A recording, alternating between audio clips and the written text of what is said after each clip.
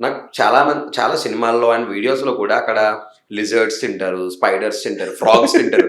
Sir మీరు అలా ఏదన్నా ఒక ఇన్సెక్ట్ తిన్నారా? లేదు లేదు లేదు, జనరల్ గా జరిగింది, అలాంటి జరిగింది. హ్మ్.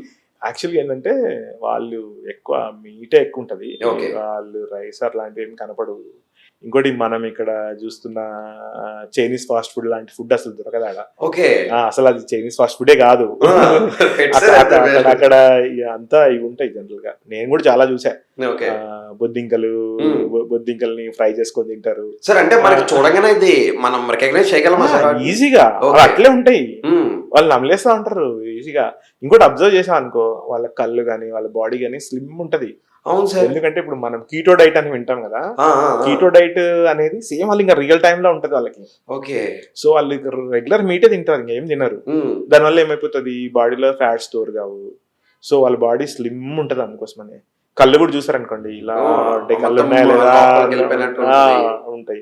అవును. ఇంకోటి మేము ఒకసారి అంటే ఒక కన్సైన్మెంట్ అయిన తర్వాత ఒక రోజు నైట్ డిన్నర్ కి పిలిచారనమాట, హ్మ్. హ్మ్. అక్కడ లోకల్ చైనీస్ పార్ట్నర్. హ్మ్. హ్మ్. వెళ్ళాము, డిన్నర్కి వెళ్ళాము. వెళ్తే అన్ని ఆర్డర్ చెప్పాడు ఫస్ట్ స్టార్టింగ్ లో. హ్మ్. మనకేం దాని పేర్లు కూడా తెలియదు. ఫస్ట్ ఇచ్చారు, చూస్తే మనకి అంత చైనీస్ లాంగ్వేజ్ లో ఉన్నాయి. హ్మ్. మీరే ఆర్డర్ పెట్టండి, the best we Chinese food నేను టేస్ట్ చేయాలనుకుంటున్నా అని చెప్పా. అన్ని ఆర్డర్ చెప్పేశాడు. చెప్తే దాంట్లో చికెన్ చెప్పాడు, ప్రాన్ ఉంది, హ్మ్. ఇంకా ఫ్రాగ్ కూడా ఉంది. ఓకే.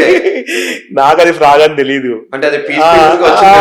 వచ్చేసింది ఇట్లా చిన్న బౌల్లో వెజిటబుల్స్, ఇది ఉంది అనమాట, హ్మ్. ఫ్రాగ్ ఉంది. నాకు తెలియదు దాన్ని ఎట్లా.